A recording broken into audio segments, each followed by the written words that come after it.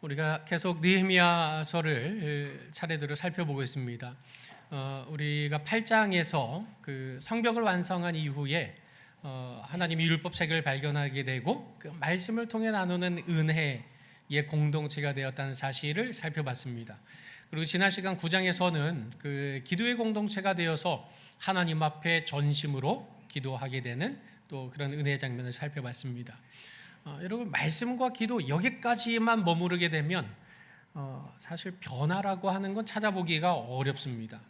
말씀과 기도를 통해 은혜를 받았다면 변화를 결심하고 서약하고 행동하게 될 때 정말 말씀의 능력이 있는 거구나, 정말 기도할 때 하나님이 일하시는구나, 이걸 체험할 수 있게 되는 겁니다. 그래서 오늘 10장에는 이런 변화를 향한 이 이스라엘 백성 공동체의 서약의 내용을 담고 있습니다. 이거 우리가 가지고 있는 비전과 동일하거든요. 그러니까 우리는 복음으로 사람을 살리고 가르치고 세우는 교회로 지금 교회 운동을 펼쳐가고 있습니다. 그럼 살리고 가르치고 세우는 이런 선순환의 공동체가 되기 위해서 우리는 어떤 비전을 가지고 있는가? 베스트 비전을 가지고 있다는 겁니다. 베스트 비전, 성경을 가르치고 성령으로 기도해서 변화를 얻는다. 다시 말해서 성장과 성숙을 향해 나아가는 성도가 될 때 우리는 복음으로 사람을 살릴 수 있고, 또 살아난 사람이 가르침을 받아 세움을 받아 그 세움을 받은 사람이 또 다른 사람을 복음으로 살리게 되는 영적인 선순환을 이루는 교회로 세워질 수 있는 겁니다. 바로 지금 느헤미야 8장과 9장과 10장 이 이어지는 내용을 보니 말씀과 기도로 변화되는 공동체가 이루어지고 있는 것을 우리가 발견하게 된 겁니다.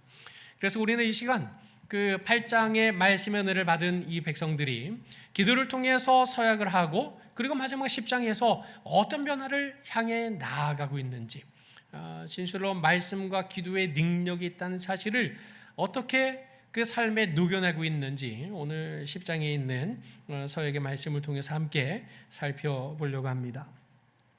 먼저 일단 이 10장의 내용은 서약의 내용들로 꽉 차 있는데요, 그 전에 9장 38절에 보면 우리가 이 모든 일로 말미암아, 다시 말해서 말씀과 기도로 받은 은혜로 말미암아 이 견고한 언약을 세워서 어떻게 한답니까? 기록한답니다. 난 이거 꼭 지킬 거야 그러면 왜 각서 쓰잖아요. 그렇게 문서로 작성했다는 말입니다. 그리고 방백들과 레위 사람들과 제사장들이 다 인봉했다. 이 말은 도장 찍었다는 말입니다. 이 당시에는 반지 끼고 있거든요. 반지가 도장인 겁니다. 그래서 반지에 있는 그 도장으로 인봉을 해서 확실하게 이 서약을 지키겠습니다라고 말뿐인 것이 아니라 문서로 남겼다라는 사실을 진술을 하고 있는 겁니다. 그래서 이 내용이 10장과 이어지는데요. 그래서 유대인의 성경에는 이게 아마 10장 1절로 들어가 있고요. 그러나 우리 그 70인역을 차용하고 있는 우리 성경은 이게 이제 9장에 있는 내용으로 들어가 있는데, 장절의 구분은 내용과 필요에 따라 나눈 거기 때문에 그렇게 큰 의미가 있는 것은 아닙니다. 아무튼 그래서 이 10장에 보면 1절부터 27절까지 사람 이름이 쭉 나옵니다. 이 사람들이 도대체 다 어떤 사람들인가? 총독이었던 느헤미야를 토대로 해서 제사장들과 레위 사람들과 백성의 우두머리들의 명단을 다 기록하고 있는 겁니다. 이 사람들이 대표가 되어서 뭐 했다는 겁니까? 서약의 내용에 도장을 찍었다는 겁니다. 그럼 이 사실들에 대해서 이 백성들은 어떻게 했습니까? 우리 10장 28절에 있는 말씀을 한번 같이 읽어보실까요? 자, 시작. 그 남은 백성과 제사장들과 레위 사람들과 문지기들과 노래하는 자들과 유대인 사람들과 및 이방 사람들과 절교하고 하나님의 율법을 준행하는 모든 자와 그들의 아내와 그들의 자녀들 곧 지식과 총명이 있는 자들은 이라고 말씀하고 있습니다. 여기 지식과 총명이 있는 자들은 어떤 지적인 수준 엘리트들을 말하는 것이 아닙니다. 여기서 지식과 총명이 있다, 이 말은 말귀를 알아들을 수 있는 모든 사람을 일컫는 겁니다. 그래서 그 당시 어떤 그 존재 가치가 인정받지 못했던 아내와 같은 여인들을 비롯해서 그의 자녀들, 어린 자녀들까지도 말귀를 알아들을 수 있는 모든 사람들이 바로 그 대표자들이 서약한 거에 대해서 우리도 그렇게 하겠습니다라고 도장 찍었다는 말입니다. 29절에 보면 하나님의 율법을 따라 모든 계명과 규례와 율례를 지켜 행하겠다고 온 백성들이 합심하여 다짐한 사건, 그게 바로 느헤미야 10장에 기록되어 있는 겁니다. 그런 참 귀한 고귀한 언약이라든지 실천의 사항들은 뭐 적어도 장로의 직분은 받고 집사의 직분은 받고 권사의 직분을 가지고 있어야 뭐 그런 사람들이 지키는 거지, 우리 같은 성도가 뭘 거길 다 이렇게 지키겠습니까? 라고 다른 사람들의 일로 여기지 않았던 겁니다.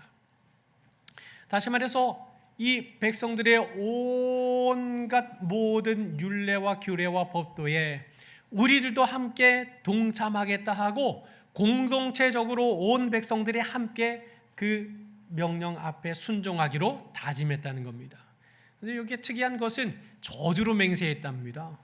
이런 그 좋은 그 맹세와 다짐을 뭐 이렇게 좀 축복으로 하면 좋지 뭘 이걸 또 저주로까지 맹세하나라고 생각들을 하시겠지만, 그 당시로서는 이게 저주로 맹세하는 게 이상한 게 아닙니다. 당연한 거였습니다. 뭐 그 당시에 뭐 공증이 있었습니까? 뭐가 있었습니까? 아무것도 없었습니다. 그저 진실하게 서로 서약을 주고받는 겁니다. 그러다 보니 그 곤대 근동 지역에서는 서약을 할 때 짐승 한 마리를 잡아요. 그래서 그걸 반으로 가릅니다. 양쪽에 펼쳐놓고 그 사이에 언약의 당사자들이 서로 오고 갑니다. 그럼 무슨 말입니까? 나 이 약속 진짜 지키겠다는 겁니다. 만약에 안 지키면 어쩔래? 이 짐승이 지금 쪼개져서 갈라진 것처럼 내가 그렇게 될 것이다를 확증하고 보증하는 의미로 이제 그런 언약을 시행했던 겁니다. 그래서 여기서 말하는 저주로 맹세한다는 이 말도 그 어떤 이 저주가 어떻게 이렇게 더 이렇게 특별하게 강조되었다기보다는 이 하나님 앞에서 이 서약을 진실한 마음으로 참여하겠습니다라는 것을 의미하는 표현인 겁니다. 여러분, 지금 이 백성들이 하고 있는 서약이 무엇입니까? 대표자들을 중심으로 해서 서약문을 작성을 하고 거기에 임봉을 한 서약들이었지만 그것은 그들만의 서약이 아니었던 겁니다. 우리 각 사람의 서약이 되었다고 진술하고 있는 겁니다. 왜 그렇습니까? 나의 생활을 향한 서약이 가장 먼저 기본이 되어야 그 공동체는 하나님 나라 공동체로 가꾸어져 갈 수 있기 때문에 그렇습니다. 여러분, 교회가 무엇입니까? 우리가 지금 교회로 모여 있는데 교회가 무엇입니까? 이 공간이 교회인 겁니까? 아니요, 그렇지 않습니다. 교회는 그 예배당 공간이 교회가 아닙니다. 교회는 예수를 그리스도로 고백하는 각 사람들의 모임이 교회인 겁니다. 그러니 이 시간에 우리가 함께 모여 있지만 우리 각 사람이 예수를 그리스도로 고백하지 않아요. 그러면 그게 교회이겠습니까? 그냥 단지 동호회일 뿐인 것입니다. 단순한 친목 단체일 뿐인 것입니다. 그러나 우리 각 사람이 예수를 그리스도로 고백하는 진실한 신앙 고백과 서약이 있게 될 때 그 모임이 진정한 하나님 나라 공동체가 되는 겁니다. 여러분, 지난 시간에 우리가 죄의 본질이 무엇이라 그랬습니까? 자기 중심적인 생각, 자기 중심적인 삶이 죄의 본질이라 그랬습니다. 그래서 하나님과 나와의 관계에 있어서 나 중심이었던 삶의 방향을 돌이켜서 누구 중심으로 살겠다는 겁니까? 하나님 중심으로 살겠다는 서약이 필요한 것입니다. 그것이 바로 주 여호와의 모든 계명과 규례와 율례를 내가 지키겠습니다라는 서약으로 나타난 것입니다. 나와 하나님과의 관계가 온전하게 될 때 어떻게 됩니까? 나와 관계하는 가정 안에서도 하나님이 살아있게 되고, 나와 관계하는 직장과 사업장, 일터에서도 하나님 나라가 이루어지게 되는 것이고, 내가 하나님 중심으로 온전히 서게 될 때 교회 또한 신앙 공동체로 견고하게 세워져 갈 수 있는 것입니다. 여러분, 나는 하나님은 사랑하지만 하나님의 백성으로 살기 싫다는 말이 가능하겠습니까? 그럴 수 없습니다. 나와의 하나님과의 관계가 바르게 형성될 때 그 바른 신앙의 토대 위에 가정이, 일터가, 교회가 온전하게 세워진다는 겁니다. 이렇게 하나님과 나와의 사이에 온전한 서약으로 시작된 관계는 어디로 뻗어 나가는 것입니까? 온전한 가정생활로 뻗어 나가게 되어 있는 겁니다. 오늘 30절 말씀에 뭐라고 되어 있습니까? 우리 같이 함께 읽겠습니다. 시작. 우리의 딸들을 이 땅 백성에게 주지 아니하고 우리의 아들들을 위하여 그들의 딸들을 데려오지 아니하며. 지금 이거 해석이 필요하겠습니까? 해석하지 않아도 우리가 다 알 수 있는 말씀입니다. 이거 역시 모세율법에 근거한 고백인데요, 서약인데요. 출애굽기 34장 16절의 말씀을 새 번역으로 인용하면 이렇습니다. 또 너희가 너희 아들들을 그들의 딸들과 결혼시키면 어떻게 됩니까? 그들의 딸들은 저희 신들을 음란하게 따르면서 너희 아들들을 꾀어 자기들처럼 음란하게 그 신들을 따르게 만들 것이다 라고 말씀하고 있습니다. 여러분, 같은 믿음, 같은 신앙을 가지고 있어도 그 같은 하나님 나라를 섬기는 것이 쉽지 않습니다. 왜냐하면 신앙 안에도 같은 신앙을 가지고 있어도 신앙의 수준 차이가 있기 때문에 그렇습니다. 하물며 신자가 불신자와 결혼을 하게 된다면 그 가정이 하나님을 온전히 바라볼 수 있겠습니까? 그럴 수 없습니다. 여러분, 사도 바울이 고린도 교회에 명백하게 이렇게 진술을 합니다. 너희는 믿지 않는 자와 멍에를 함께 매지 말라. 왜요? 그 멍에를 짊어지는 것 자체만으로도 고단한 일인데 그것이 믿지 않는 자와 함께 맨다면 그것이 얼마나 고단한 세월들을 시작하는 걸음이 되겠느냐. 그래서 절대 믿지 않는 자와 함께 결혼하도록 내버려 두지 말아라. 이것이 지금 오늘 하나님의 명령이요, 그 명령의 근거에서 이 온 이스라엘 공동체 백성들이 우리가 절대 불신자와 내 자녀가 결혼하도록 내버려 두지 않겠습니다 라고 고백하고 있는 겁니다. 오늘 이 백일떡 받아가실 거잖아요. 여기에 뭐라고 써있게요? 김하엘 100일 느낌표 해놓고요, 오직 한 분뿐인 하나님을 섬기는 아이로 키우겠습니다. 이거 참 얼마나 귀한 고백입니까? 요즘 부모님들은 자녀들을 지나치게 내버려 두죠. 자녀들한테 지나치게 관대한 것 같습니다. 그 자녀들을 존중해 준다는 그런 이유, 그런 미명하에 자녀들을 내버려 두는 경우가 굉장히 많습니다. 그러나 여러분, 절대 오해해서는 안 될 일이 있습니다. 무엇인가요? 우리의 자녀들도 죄악된 본성 가운데서 살아가고 있다는 겁니다. 여러분, 강물에 흘러 떠내려가는 배가 있습니다. 그거 내버려 두면 어떻게 될까요? 표류하는 것밖에 없습니다. 그러다가 암초에 부딪히는 일밖에 없습니다. 아니면 흐르는 강물 저 끝에 있는 낭떠러지로 떨어질 수도 있을 것입니다. 배는 내버려 두면 흘러가게 마련입니다. 그래서 어떻게 해야 되는 겁니까? 부지런히 놓아줘야 하는 겁니다. 우리가 우리 각 사람 각자의 죄된 본성에 떠내려가지 않기 위해서 무엇이 필요한 겁니까? 잔소리가 필요합니다. 밥상머리 교육이 그래서 필요한 것입니다. 여러분, 요즘 아이들 얼마나 자기중심적입니까? 자기가 이 세상의 최고인 줄로 압니다. 제 아내가 학교 가서 초등학교에서 그 우쿨렐레를 가르치고 있는데 기가 막힌 말들을 많이 듣습니다. 아이들이 그 수업하는데 뭐 발 그냥 책상에 올려두고 나는 이거 하기 싫어요. 그러면 그 아이 터치할 수 없는 시대입니다. 그 터치했다가 민원 들어오면 이제 골치 아파지는 거거든요. 이런 참 기가 막힌 현실을 살아내고 있는 형편입니다. 여러분, 내버려 둔다고 다 잘 됩니까? 아니요, 안 됩니다.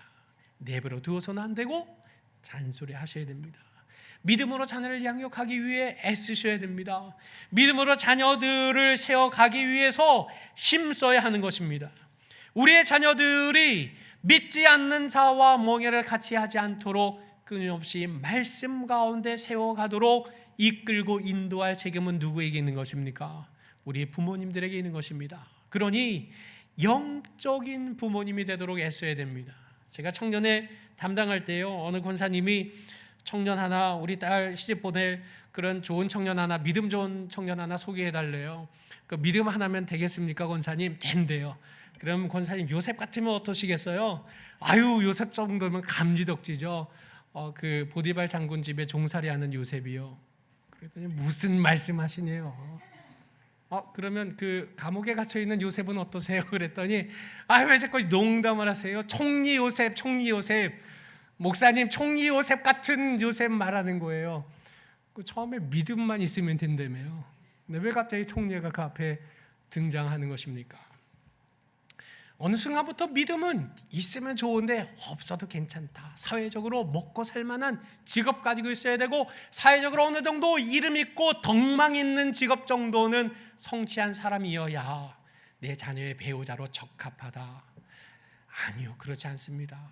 여러분, 그런 사람과 함께 산다고 매번 행복합니까? 그런 사람들과의 결혼이 행복을 보장하는 것입니까? 아닌 거 잘 아시잖아요. 주변에서 얼마나 많이 봅니까? 오직 신실한 믿음을 가지고 있는 배우자만이 진정한 우리 삶의 소망이 되는 겁니다. 그럼 우리 자녀들이 믿음의 가정 이뤄갈 수 있도록 포기해서는 안 될 서약이 오늘 우리 각자에게 필요한 것입니다. 아직 결혼하지 않은 우리 미혼 청년들, 그 오토바이 타도 괜찮아요. 그 오토바이 동호회 사람이 와도 괜찮아요. 그런데 믿음의 사람이어야 돼요. 그래야 우리 가정에 소망이 있는 겁니다. 오늘 이 본문에 나타난 세 번째 서약이 있습니다. 경제 생활에서 하나님 중심으로 살겠다는 서약이 있어야 합니다. 오늘 31절 말씀에 이렇게 고백하고 있습니다. 한번 같이 읽어보실까요? 자, 시작. 혹시 이 땅 백성이 안식일에 물품이나 온갖 곡물을 가져다가 팔려고 할지라도 우리가 안식일이나 성일에는 그들에게서 사지 않겠고 일곱째 해마다 땅을 쉬게 하고 모든 빚을 탕감하리라 하였고. 지금 이 말은 안식일을 잘 지키겠다는 말입니다. 안식일을 잘 지키겠다는 것, 이거 우리 안에서만 잘 지키겠다고 지금 고백하고 서약하는 게 아닙니다. 여기 보면 이 땅 백성이라고 말합니다. 이 땅 백성은 누굽니까? 그 땅, 가나안 땅에 살아가고 있는 불신 이방 민족을 말하는 것입니다. 이방 민족들 앞에서도 우리는 바르고 참된 경제 생활을 하겠습니다라고 지금 고백하고 있는 겁니다. 안식일에 온갖 곡물 갖다가 팔려고 하더라도 우리는 돈 때문에 살아가는 존재들이 아니라 하나님 때문에 살고 있습니다라는 사실을 고백하겠다는 이런 말씀을 담아내고 있는 겁니다. 근데 이게 안식일만 있는 것이 아닙니다. 일곱째 7년마다 오는 안식년에 땅을 쉬게 하겠다는 겁니다. 여러분, 땅이 있는데 땅을 놀려요. 손해 아니겠습니까? 그런데 쉬겠다는 겁니다. 희년은 어떤 날입니까? 안식년 7년째마다 한 번씩 맞이하는 안식년이 7번 반복되면 몇 년인가요? 7일 7에 49. 그리고 그 다음 해가 50년입니다. 그 50년은 기쁨의 해로 모든 것이 제자리로 돌아가는 그런 희년, 기쁨의 해를 선포하는 해가 바로 50년이 되는 희년입니다. 그날에는 내가 아무리 많은 돈을 빌려줬어도 그거 받을 생각하지 않고 다 탕감해주고 제자리로 돌려보내는 해로 선포하는 겁니다.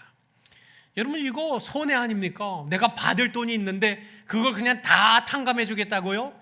이거 무슨 말도 안 될 말이겠습니까? 그런데 이렇게 하겠다고 지금 서약하는 겁니다.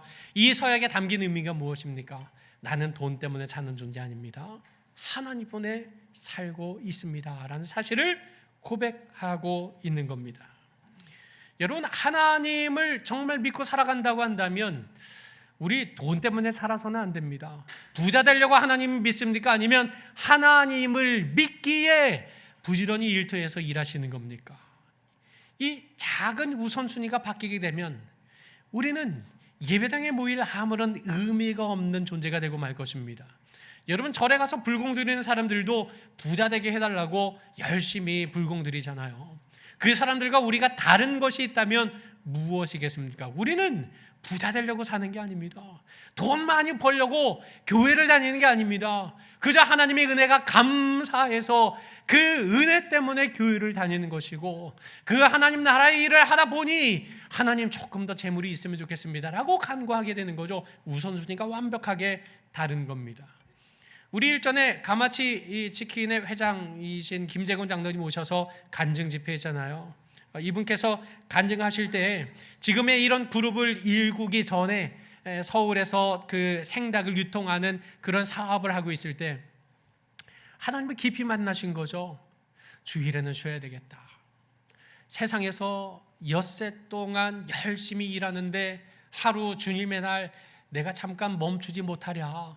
하나님을 정말로 믿는다고 말하면서 내가 이렇게 돈만 쫓아다니는 생활은 이제 조금 멈춰야 되겠다 하고 그 생닭을 공급하는 그 유통망에서 주일에는 우리는 공급 못합니다. 이렇게 바꿔야 되겠다. 바꾸기 전에 사업가니까 계산해 볼 건 아닙니까? 매출이 얼마나 줄어들 걸로 예상하셨게요? 이래저래 따져보니까 한 30% 줄겠구나. 여러분 30%면 어마어마한 액수이지 않습니까? 그런데 그래도 이거 없을 때도 살았는데 뭐 이거 주일 섬긴다고 이거 손해본다 한들 이거 내가 주일을 지키지 못하랴 하고 과감하게 업체들마다 전화를 돌리기 시작했습니다. 이제는 주일에는 우리도 일하지 않겠습니다. 주일에는 제가 교회를 좀 가겠습니다 하고 업체한테 양해를 구하고 설득을 하는 작업을 해보니 생각했던 30% 정도의 손해는 아니었지만 그보다는 적은 손해였지만 그래도 손해를 감수할 수밖에 없었던 겁니다. 그래서 지금 김재곤 장로님이 망했죠. 그래서 완전히 실패하셨죠. 아니지 않습니까? 더 큰 것을 하나님이 맡기셨다는 것을 우리가 이 간증을 통해서 생각해 보았습니다. 여러분 세상은 돈에 죄송합니다. 속된 말로 환장해서 사는 것 같습니다. 돈 앞에 형제도 없고 자매도 없고 부모님도 없는 것을 얼마나 많이 발견한지 모릅니다. 돈에 매여 그렇게 살아갑니다. 그러나 우리 예수 믿는 사람들 신앙 공동체에는 어떤 공동체입니까? 돈 때문에 사는 공동체가 아닙니다. 하나님 때문에 살아간다는 것을 고백하는 공동체가 바로 신앙 공동체요 교회 공동체입니다. 그렇다고 한다면 우리의 일터에서 돈을 제하는 자세가 달라져야 됩니다. 우리에게 주어진 엿새와 일의 법칙을 적용하는 우리의 삶이 달라져야 마땅한 겁니다. 바로 그런 삶을 준행하며 살아갈 때 말씀과 기도가 내 삶에 어떤 변화를 일으키는지 기가 막힌 영적인 체험을 할 수 있지 않겠습니까? 오늘 마지막으로 이 느헤미야 10장에서는 우리가 교회 생활을 향한 서약이 또한 필요하다는 사실을 말씀하고 있습니다. 32절로 39절까지 이른바 헌금, 재물에 대한 말씀들을 기록하고 있는데요. 32절에 보면 우리가 또 규례를 정합니다. 어떻게 규례를 정했어요? 스스로 규례를 정했다라고 말합니다.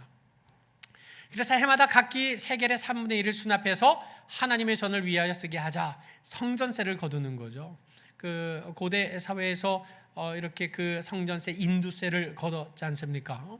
그와 같은 인두세를 통해서 성전세를 통해서 하나님 나라 일에 필요한 여러 헌금들을 공급하자.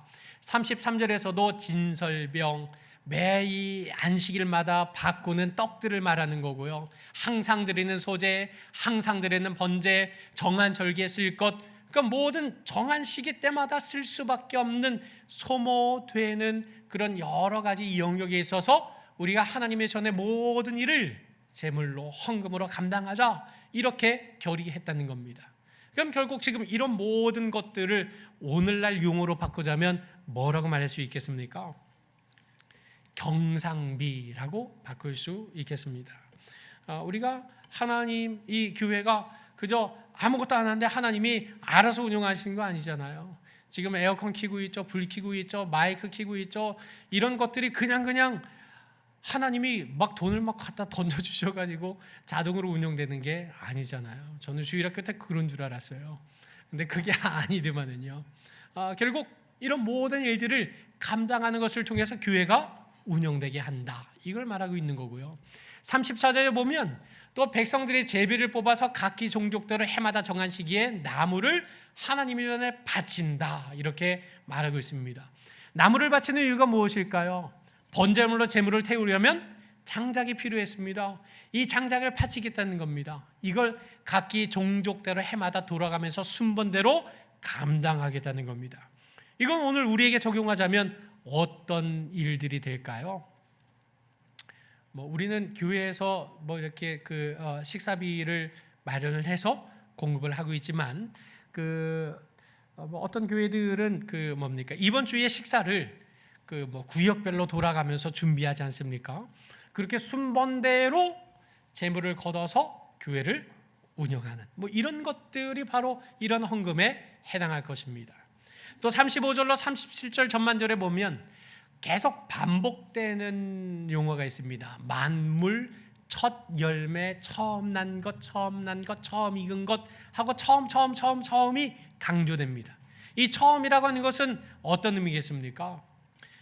먹다 남은 것, 쓰다 남은 것이 아니라 주어진 것에 처음 것을 일단 하나님을 위해 구별해 둔다는 의미인 겁니다.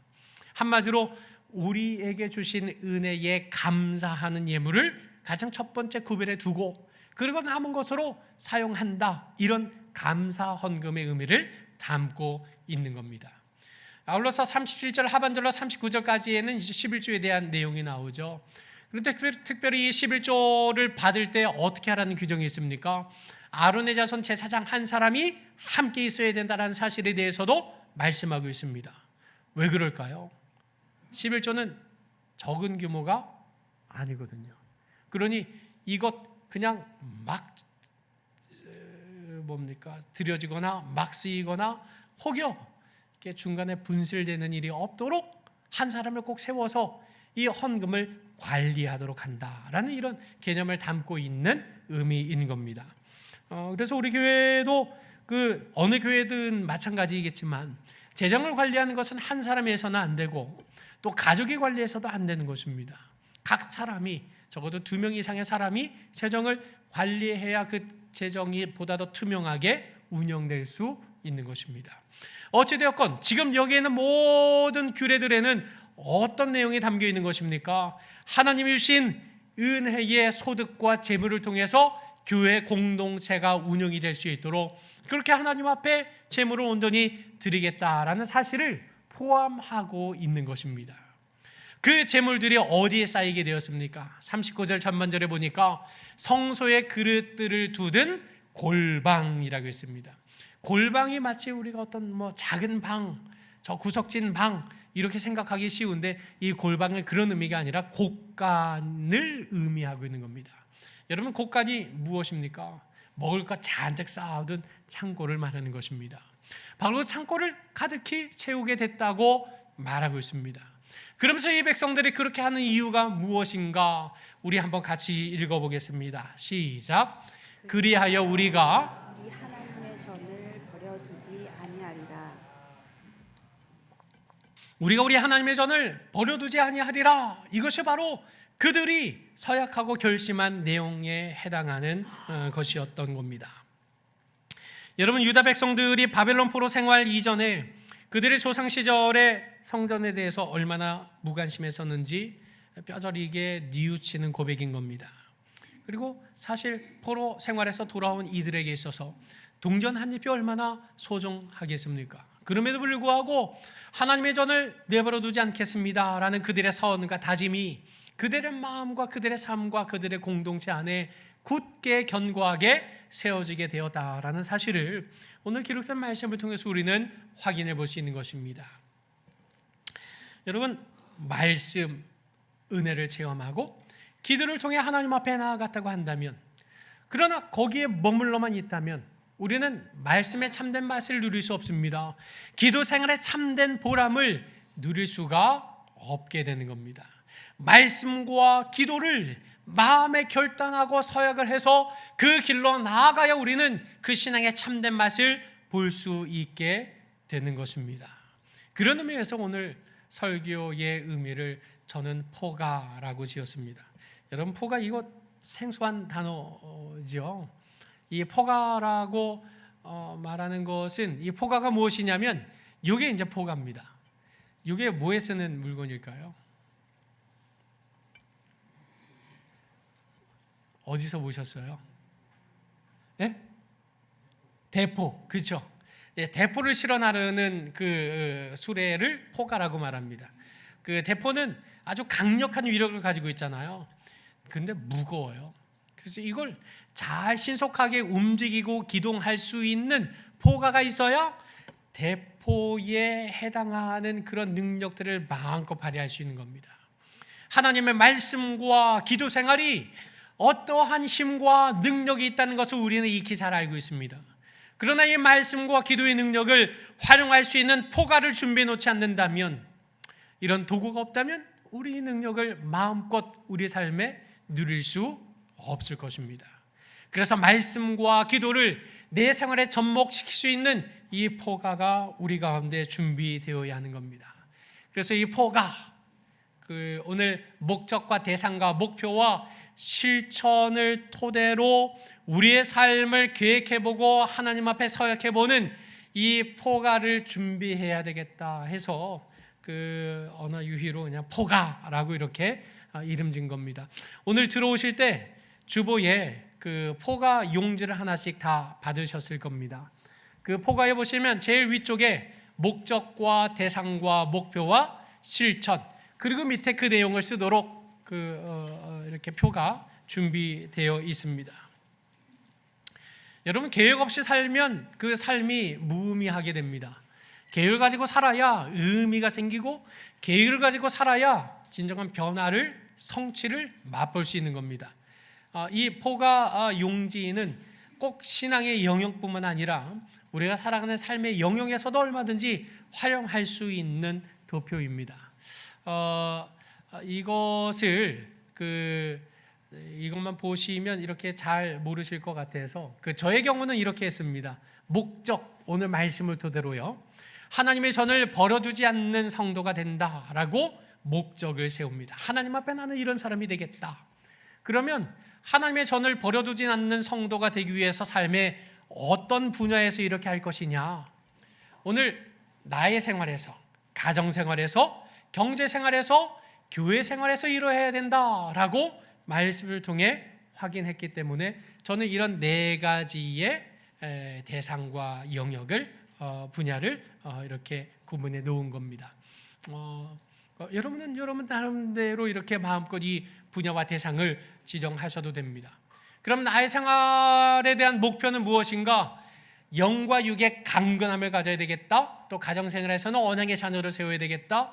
절대 우리 막내를 믿지 않는 딸에게 줄 수 없다. 이런 식의 언약의 자녀를 세우겠다 하는 목표를 갖게 되는 거고요.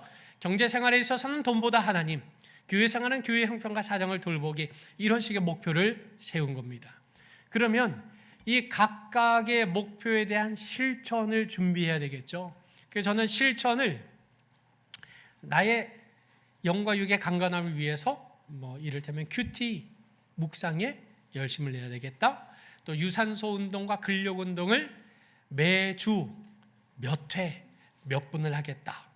사실 여기에 나와 있지 않지만 일주일에 한 번, 월요일에는 반드시 꼭 침 맞으러 간다. 이렇게 실천사항으로 써놓기도 했습니다. 두 번째로 믿음의 자녀들을 양육하기 위해서 어떻게 해야 되느냐? 자녀와 대화해야 되겠다. 제 실제 실천 목표에는 주 몇 회, 몇 분 이상. 그래서 대화를 통해서 우리 자녀가 어떤 기도 제목 가운데 살고 있는지를 확인해야 되겠다. 이런 실천 목표요. 그리고 돈보다 하나님, 경제생활이 있어서요. 그러면 돈보다 하나님으로 살아간다는 게 도대체 어떤 것이냐? 일단 소득의 10분의 1은 하나님을 위해서, 또 10분의 1은 이웃을 위해서, 또 10분의 1은 나의 개발을 위해서 사용해야 되겠다. 이렇게 경제생활에 대한 실천 계획을 세운 것입니다. 또 마지막으로 교회 생활에 있어서 어떻게 교회를 더 세밀하게 돌아볼 수 있을까? 교회 소식을 잘 살펴야 되겠다. 주보를 확인해서 교회가 어떤 행사가 있는지, 어떤 모임을 하는지 이걸 살펴보고 부지런히 일들을 위해서 기도해야 되겠다. 또 새벽 기도회와 금요밤 기도회를 통해서 각 성도들의 가정의 기도 제목이 무엇인지를 확인하면서 교회와 성도를 위해서 기도하는 사람이 되어야 되겠다 하는 이런 구체적인 실천 목표들을 세우는 겁니다.